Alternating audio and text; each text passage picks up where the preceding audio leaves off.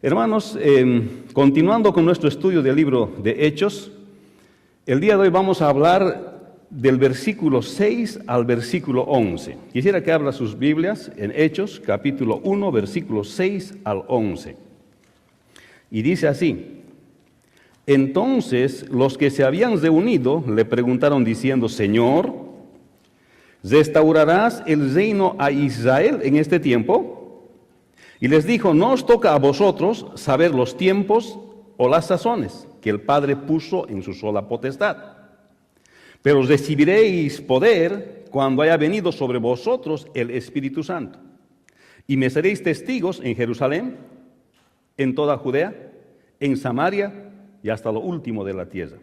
Y habiendo dicho estas cosas, viéndolo ellos, fue alzado y le recibió una nube que le ocultó de sus ojos. Y estando ellos con los ojos puestos en el cielo, entre tanto que él se iba, he aquí se pusieron junto a ellos 2 varones con vestiduras blancas, los cuales también le dijeron: varones Galileos, ¿por qué estáis mirando al cielo? Este mismo Jesús que ha sido tomado de vosotros al cielo, así vendrá como le habéis visto ir al cielo. Padre bueno, bendice tu palabra otra vez, y el día de hoy queremos hablar, Señor, del tiempo apropiado para compartir tu palabra, del tiempo de testificar, Señor. Bendice esta escritura, Señor, y te pedimos, Señor, que el Espíritu Santo que mora en nosotros ilumine nuestro corazón para el entendimiento y la obediencia de tu palabra. En el nombre de Jesús. Amén. Hermanos, en este punto de la historia bíblica, vemos que los apóstoles no tenían muy clara la idea de cómo iba a ser la iglesia. ¿Por qué? Todavía los gentiles, los pueblos que no eran judíos, no estaban involucrados con el pueblo de Israel. Es más, el pueblo de Israel, los judíos, no se juntaban con los gentiles voluntariamente. Así que ellos no pretendían realmente formar una nueva religión dentro del pueblo judío. O sea, no es que ellos estaban buscando: ahora vamos a tener una nueva religión. No era nada de eso.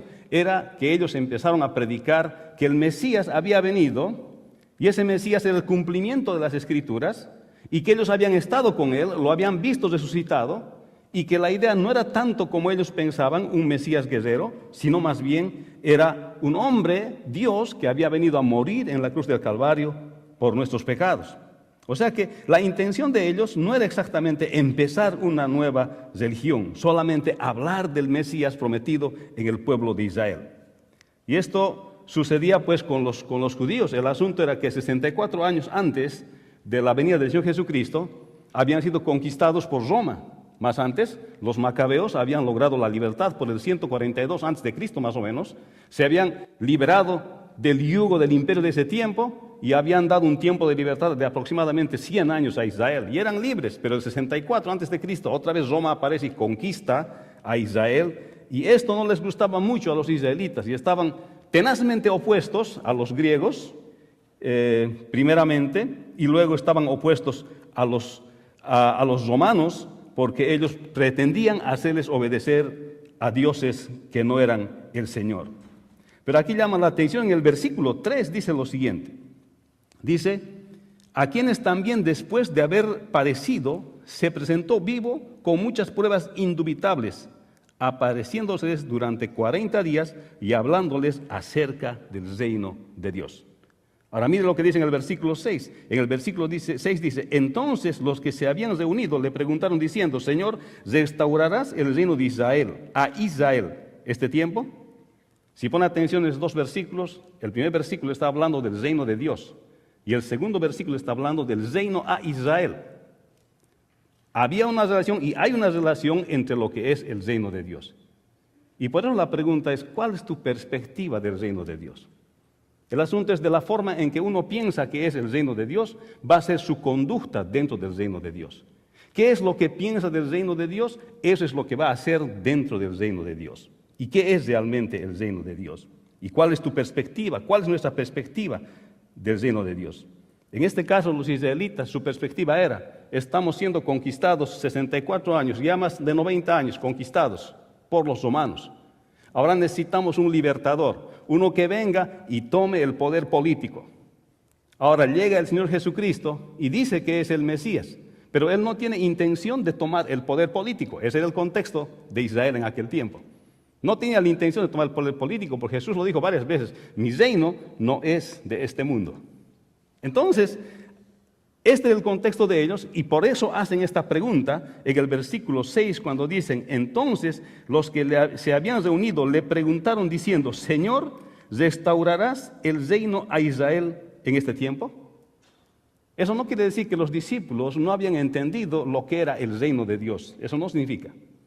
Porque más antes el versículo 3 nos muestra que el Señor por 40 días les estaba explicando lo que era el reino de Dios.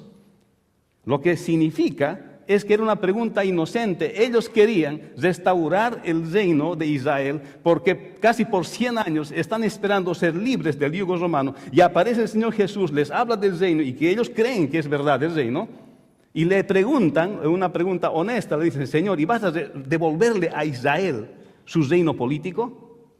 Y entonces el Señor les responde, les dice: no os toca, dice, a vosotros saber los tiempos o las sazones que el Padre puso en su sola potestad. Hermanos, los creyentes necesitamos tener una perspectiva escritural de lo que es el reino. Necesitamos nosotros entender cuál es ese reino que el Señor Jesucristo vino a enseñar. Lo que sucede es que a veces nosotros hacemos nuestra asunción de lo que es el reino de Dios, y conforme a esa asunción empezamos a servir en ese supuesto reino de Dios. Pero aquí es una exhortación, diremos este pasaje, a volver a una concepción escritural de lo que es el reino de Dios. Los creyentes pudiésemos adoptar una perspectiva muy propia del reino de Dios. Y parece que los discípulos, inocentemente, aunque ellos sabían lo que era el reino de Dios, todavía reclamaban, porque de verdad habían esperado como 100 años, que el poder político vuelva a ser tomado por el Mesías. Y Jesús responde y dice: esto del reino de Israel puede esperar todavía. Hay algo que yo quiero que hagan ustedes hasta que mi Padre decida cuándo se va a cumplir el reino. Mientras tanto, hay algo que el Señor quiere pedirles. Y esto habla el versículo 6 justamente del reino a Israel. Hermanos, muy pocas veces en el Evangelio de Mateo se habla del reino de Dios. Estaba investigando y busqué todo lo que dice reino de Dios en Mateo y todo lo que dice reino de Dios en Lucas. Cuando usted pone el reino de Dios en Mateo, usted va a encontrar con unas 5 o 6 menciones del reino de Dios en Mateo. Y una infinidad de menciones en Lucas que habla del reino de Dios. Pero cuando usted cambia y dice: voy a buscar reino de los cielos en Mateo, y busca reino de los cielos, y en Mateo hay una lista larga cuando Mateo menciona el reino de los cielos. La pregunta es: ¿y por qué Mateo habla más del reino de los cielos? Hace 6 menciones solamente del reino de Dios, y ahora Lucas hace una mención total prácticamente del reino de Dios. ¿Cuál era la diferencia? ¿Sabe cuál era la diferencia? Que Mateo fue escrita en dirección al pueblo de Dios, a los israelitas. Los que iban a leer eran israelitas. Y tú, cuando decías reino de Dios, lo que inmediatamente venía a su cabeza era la restauración política del reino de Israel. Entonces, ellos, para explicar el Evangelio, era difícil decir reino de Dios a los israelitas, porque en su mente estaba condicionada a aquel Mesías político que va a tomar el poder político y le va a devolver sus glorias de antaño al Israel terrenal. Esa era la razón. Entonces, aquí vemos la influencia fuerte en el pueblo de Israel cuando se habla del reino de Dios. Ellos tenían esa idea. Ellos querían que el Señor Jesús les diga cuándo le van a devolver a Israel el reino que le corresponde. Pero aquí vamos otra vez. Aunque se comprende lo que es el reino, ¿cuál es nuestra perspectiva, la perspectiva que nosotros tenemos del reino de Dios? Hermanos, en ese tiempo en Israel había bastante nacionalismo. Mucho nacionalismo. Todos creían en Israel, en el Israel nacional. Y entonces ellos pensaban ser libres de la dominación romana. Así que los apóstoles querían, cuando el Señor habló del reino, que primeramente responda a las expectativas que ellos tenían del reino de Dios. Hermanos, para nosotros es bueno no perder nuestra propia identidad nacional. Es bueno saber que hemos tenido un país de origen donde hemos venido.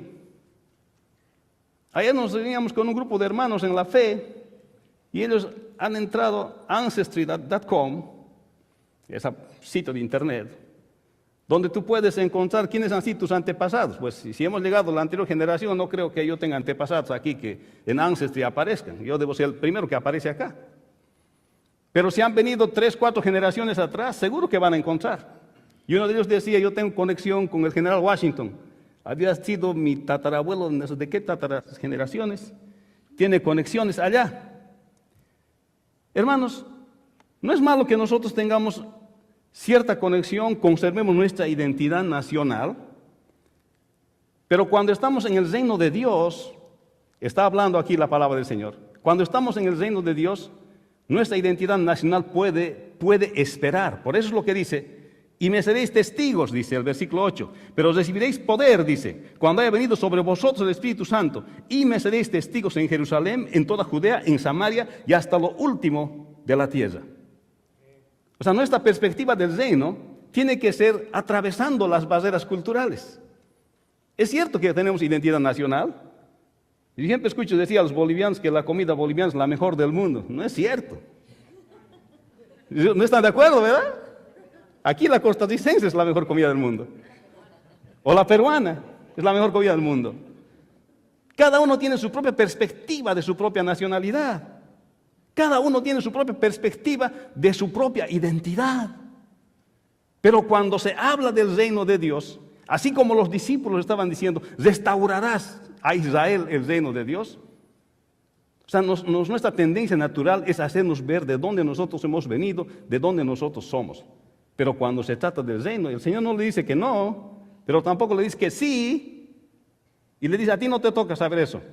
En otras palabras está diciendo, vamos a postergar esa tu idea bien nacionalista de lo que estás pensando que es el reino de Dios. ¿Por qué tendría que ocuparme primero de Israel si ahora tengo un mensaje que llevar, que es la salvación a todos los perdidos? Amén. Así que tenemos nuestra identidad nacional, hay que respetarla, quererla, y muchos ya nos hemos asimilado acá, a los Estados Unidos de Norteamérica. Esta es nuestra nación. Pero cuando llega el momento del reino de Dios, la palabra nos habla que tenemos que romper esas barreras culturales para poder llevar la palabra de Dios. Entonces aprenderé a apreciar también las comidas que yo no como, ¿verdad? Aprenderé a apreciar a mis amigos de otras nacionalidades. Aprenderé a apreciar las costumbres que tienen otras culturas, obviamente que estén en el marco de la palabra del Señor. Todo por la causa de llevar el Evangelio del Señor Jesucristo. Hermanos, los creyentes pudiésemos adoptar una perspectiva muy propia del reino y con eso limitar nuestra actuación y la bendición en el reino de Dios. Hermanos, dentro del reino de Dios no hay favoritismo étnico. A veces somos muy etnocéntricos. Hablamos con todos bien, pero por dentro decimos, no, mi país o yo, siempre es lo mejor. Pero la palabra del Señor nos habla que al momento de conocer al Señor y llevar el Evangelio, esas barreras deben caer. ¿Amén? Hermanos, los creyentes deben vivir dependiendo de Dios respecto de tiempo. Eso enseña el versículo 7. El creyente debe saber que le pertenece al Señor Jesucristo y está en las manos de Dios. Y especialmente el tiempo está en las manos de Dios. Está bien claro que lo que hagamos o lo que suceda para nosotros en el futuro está en las manos de Dios. Nosotros no podemos cambiar el plan de Dios de redención de la humanidad. Escuchamos últimamente que probablemente hay una guerra con Siria. Algunos están de acuerdo que sí, que vaya nuestro ejército. Algunos dicen que no vaya. El presidente está tratando de consultar al Congreso, haciendo consenso internacional para poder tomar una decisión. Él sabe lo que está haciendo. Oramos por él para que el Señor le dé sabiduría y que nosotros podamos respaldar cuando él tome la decisión, porque no hay otra alternativa. Pero definitivamente los tiempos están en manos del Señor. Todo lo que va a suceder en el futuro está en las manos del Señor. El creyente debe vivir con fe, porque la fe no solamente es para la salvación del alma. La fe también es para vivir diariamente. Amén. Y realmente los creyentes somos por fe. Y la forma de demostrar es si tiene un billete de $20 o de $1, $2 en su bolsillo. Va a ver que usted es una persona de fe. Porque ¿qué es el dinero? El dinero solamente es una promesa de Estados Unidos, de que a cambio de ese pedazo de papel bien impreso, le van a entregar alguna cosa que nominalmente ha dicho Estados Unidos que tiene ese valor.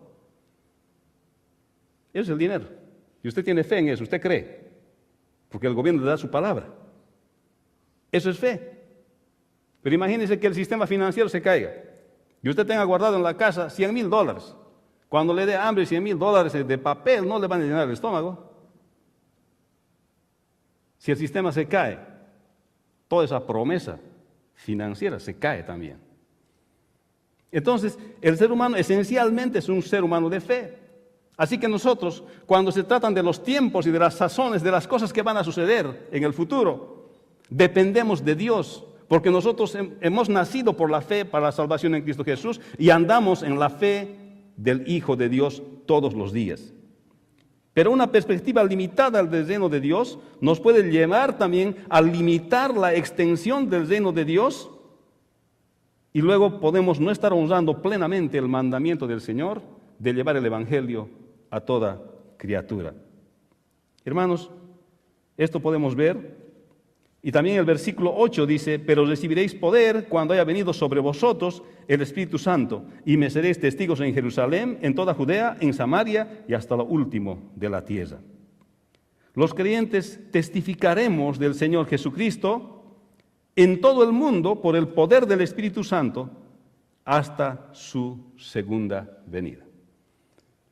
Estaban interesados los apóstoles en que el Señor les diga cuándo va a restaurar el reino a Israel.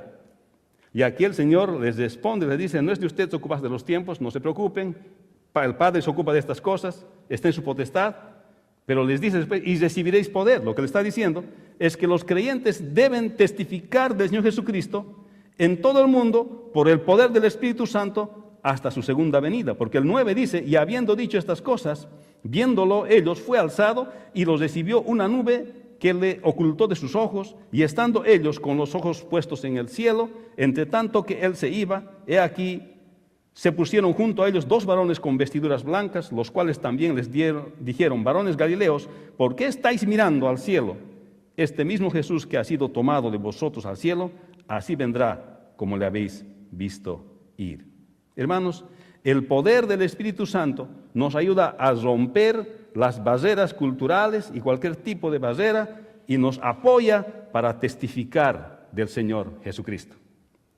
Por eso dice este versículo 8, que es el clave de Hechos: y recibiréis poder cuando haya venido sobre vosotros el Espíritu Santo. Hermanos, aquí estamos unidos de diferentes naciones, de diferentes culturas, solamente porque tenemos el Espíritu Santo del Señor y tenemos una creencia común que es en Cristo Jesús. Hermanos, el Señor mandó a los apóstoles a salir de Jerusalén, luego Judea, Samaria y hasta lo último de la tierra. Y este es el bosquejo del libro. El libro va desarrollándose así: Jerusalén, Judea, Samaria y hasta lo último de la tierra. Lo último de la tierra, de acuerdo a Hechos, es Roma, es lejos de Jerusalén. A veces tenemos una tendencia del reino bien orientada hacia nuestra propia nacionalidad. Pero si tenemos el Espíritu Santo del Señor, vamos a poder romper esas barreras nacionales para poder propagar el Evangelio del Señor Jesucristo. ¿Cuántos dicen amén? Amén. Es por esto que a veces tenemos que reflexionar sobre nuestra perspectiva del reino. Tenemos que pensar si nuestra perspectiva del reino es limitada. Y si está limitada, ¿qué es lo que está limitando? Tal vez estamos viendo un reino bien pequeño nosotros, no el reino que el Señor ha dicho que tiene que haber por todo el mundo. Y por eso al principio les decía que cuando otra vez hablamos de misión, otra vez la sangre empieza a circular en mis venas. Porque es un mandato del Señor. No solamente predicar domésticamente el reino de Dios, sino ir a todas las naciones a predicar la palabra del Señor. Y que tenemos que estar dispuestos a atravesar esas barreras culturales para predicar la palabra del Señor, hermanos. No es fácil. A veces cuando decimos una palabra te entienden otra cosa. Me pasa con frecuencia aquí en nuestro ministerio. A veces digo una cosa y se me entiende otra cosa, porque sencillamente desde el ángulo de mi cultura estoy hablando. Y le debe pasar a usted también, aun con el lenguaje que utilizamos, con las palabras que utilizamos. Pero en el poder del Espíritu Santo vamos a poder ir a diferentes lugares y comunicar la palabra del Señor. Pero si mi perspectiva del reino es limitada, entonces no voy a querer hacer cosas más que para mí. Entonces me pregunto, ¿para qué reino estamos trabajando? ¿Para el reino de Dios o tal vez para nuestro propio reino?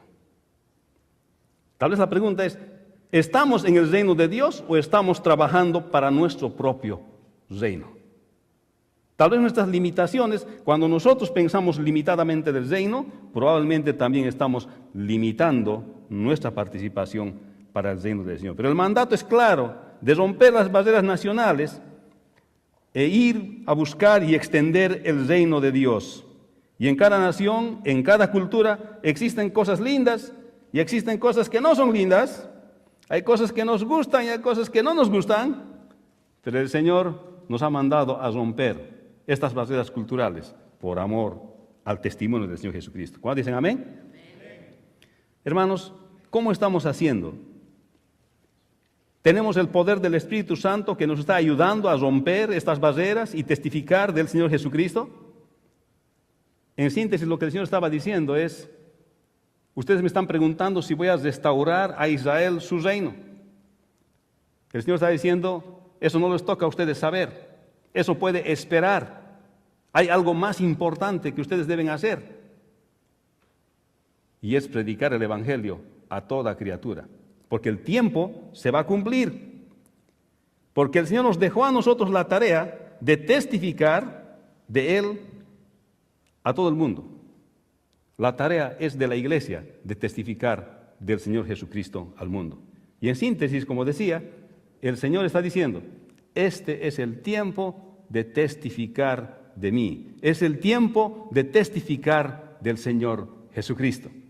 No es el tiempo de estar ocupándonos cuán diferentes somos. No es el tiempo de estar ocupándonos pensando con nuestras limitaciones del reino de Dios, de que el reino de Dios es solamente para mi nación, o para mi familia, o para mi comunidad, o para la gente que trabaja acá, o solamente para mi iglesia. Este es el tiempo de predicar el Evangelio, desechando todas las barreras que nos pueden separar de extender el reino de Dios. Los israelitas, los judíos en aquel tiempo, los apóstoles, estaban pensando que la extensión del reino era solamente dentro de Israel. No tenían idea de ir más allá y no sabían cómo hacerlo. Pero el Señor les mostró que el reino es mucho más que las limitaciones que uno puede colocar con su mente. Es ir y predicar el Evangelio a toda criatura, domésticamente aquí y también fuera, donde necesitan de la palabra del Señor. El Señor le dejó esta tarea de testificar a la iglesia. Por eso el Señor se fue y dijo, mi espíritu estará con ustedes. Por eso el Señor se fue y nos dejó de su espíritu y nos puso de su espíritu cuando creemos en Él para testificar de su resurrección y de la salvación que hay en Él. Él se fue y prometió que volverá en su segunda venida. Y por tanto la responsabilidad de la iglesia es ir y predicar el Evangelio a todo el mundo, desde nuestro lugar, desde aquí mismo, hasta los confines de la tierra. Hermanos, no puede haber una iglesia que no sea misionera. No puede haber una iglesia que no evangelice. No puede haber un creyente que no comparta de su fe en el Señor Jesucristo a aquellos con quienes trabaja. No puedo salir con amigos que no son creyentes y jamás hablarles de la fe en el Señor Jesucristo. Porque entonces mi perspectiva del reino es limitada. No estoy trabajando para el reino de Dios, estoy trabajando para mi propio reino. No puede haber un creyente que es secreto que no hable del Evangelio del Señor Jesucristo. Comparte de Cristo con tus amigos, con aquellos que van contigo cada semana. ¿Les has hablado del Señor? ¿Les has compartido de tu fe en Cristo Jesús? ¿Les has invitado a la iglesia?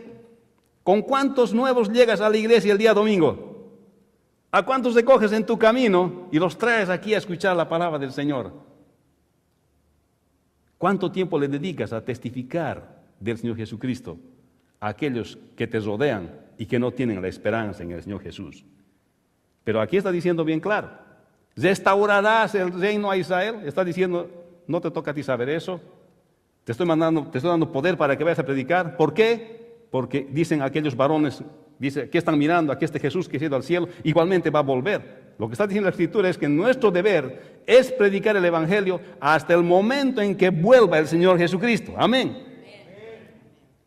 Esa es la respuesta del Señor aquí. Es la respuesta que da la Escritura, que hasta cuándo vamos a predicar. Es que ya nos hemos cansado, pastor. Esta iglesia muchas misiones hace. Pues gracias al Señor estamos obedeciendo la palabra del Señor. Más misiones hacemos, más estamos obedeciendo la palabra del Señor. Hermanos, no es fácil tomar el desafío de este mandamiento del Señor. Pensar ampliamente y en la perspectiva bíblica de lo que es el reino. Este es el tiempo de testificar. Este es el tiempo de hablar del Señor Jesucristo. No te entretengas en otras cosas. Es lindo tener actividades dentro de la iglesia, gozar de la comunión de los hermanos. Se pasa bonito, hermanos, de verdad yo lo disfruto. Estar entre hermanos juntos en armonía, como dice la misma palabra, es lindo. Pero no nos ha mandado el Señor para que nuestro reino sea cerrado, sino para que nuestro reino sea abierto, para que vayamos por todo el mundo a predicar la palabra del Señor. ¿Amén? Así que este es el llamado que nosotros tenemos y estas responsabilidades hasta que el Señor venga. Miren lo que he sacado de la declaración de fe de nuestra iglesia. Esto es lo que dice la declaración de fe de nuestra iglesia. Creemos que Jesucristo volverá físicamente en los aires y arrebatará del mundo a su iglesia para morar con Él por siempre. Eso está, hay citas bíblicas ahí. Las Escrituras nos dicen que siempre debemos estar preparados para su venida. En ese momento, los muertos en Cristo y los creyentes en vida recibirán sus cuerpos eternos. Luego Jesucristo iniciará su periodo de 7 años, un periodo de 7 años de la ira de Dios sobre la tierra, conocido como la tribulación. Al culminar este periodo de juicio, Jesús recogerá físicamente a la iglesia para instalar su reino y gobernar con justicia en la tierra por 1000 años. Este reino terminará en una rebelión contra Cristo y su pueblo, pero esta rebelión fracasará tras la victoria de Cristo contra Satanás y todos los que se oponen a él. Luego todos los muertos no creyentes que han vivido durante todos los tiempos serán levantados y recibirán cuerpos eternos para comparecer ante Dios en el juicio final, tras el cual serán arrojados al lago de fuego y al tormento eterno. Los creyentes entrarán en un nuevo cielo y nueva tierra, los cuales habrán sido preparados para que ellos disfruten con una comunión perfecta con Dios por toda la eternidad. Hermanos, los discípulos querían estar en ese reino ya, rápido nomás. Querían estar ya en el milenio, querían ir a los 1000 años con el Señor, donde el Señor va a gobernar la tierra. Pero antes de eso va a venir el arrebatamiento de la iglesia. Antes de eso el Señor va a llevar a su iglesia, se la va a llevar. Y después de eso van a venir 7 años de tribulación, lo cual nunca ha habido sobre la tierra. Y al final de los 7 años de la tribulación, después de que se predique el Evangelio, el Señor va a venir. Y va a venir los 1000 años de gobierno del Señor físico, del cual está hablando justamente Hechos 1:6 y Hechos 1:3. Y después de eso, va a haber todavía pelea ahí en el cielo. Satanás se va a oponer a Dios y Jesús le va a ganar. Y cuando le gane es la victoria definitiva y total. Y él ya está derrotado, pero va a ir todo este proceso todavía. Hermanos, que no nos encuentre el Señor cuando rapte a su iglesia, haciendo otras cosas más que predicando el Evangelio del Señor Jesucristo. Que no nos encuentre ocupándonos de los afanes de esta vida y no de predicar su palabra. Este es el tiempo de testificar del Señor Jesucristo. Este no es el tiempo de estar ocupándonos de cuán bueno es nuestro background, nuestro trasfondo, o cuán bueno es nuestra limitación de nuestra perspectiva del reino de Dios. Este es el tiempo de ocuparnos de extender el Evangelio del Señor Jesucristo. Amén. Desde que sale, desde que está en el bus, desde que se para en un semáforo, desde que va a un lugar para comer, desde que visita a un hermano o alguien le visita en la casa, es el tiempo de testificar del Señor Jesucristo. Amén. Así que no se olvide. Yo quiero desafiarle que si usted quiere participar en la misión, hay formularios de participación, de intención de participación en la misión. Los puede llevar y llenar. Pero más que eso, más que un viaje, tenemos que tomar como actitud el testificar del Señor Jesucristo a aquellos que no conocen. Y hágase el compromiso de traer la siguiente semana a alguien que no conoce al Señor aquí a la iglesia. Haga el esfuerzo. Gaste un poco de gasolina. Vaya, llévele, tráigale. Así estará cumpliendo usted con el Señor. Vamos a orar. Bendecimos, Señor, tu palabra. Gracias por Hechos, que nos habla, Señor, acerca de predicar el Evangelio, que no se hace si no es por el poder del Espíritu. Y te pedimos, Señor, que nuestra perspectiva del reino sea bíblica, sea correcta, Señor, y que nosotros podamos mirar sin obstáculos culturales ni nacionales y llevar tu palabra a todos los confines de la tierra. No hay, Señor, cosa más linda que testificar de ti a aquellos que no te conocen. Te bendecimos en este momento y te damos gracias, Señor, en el nombre de Jesús. Amén.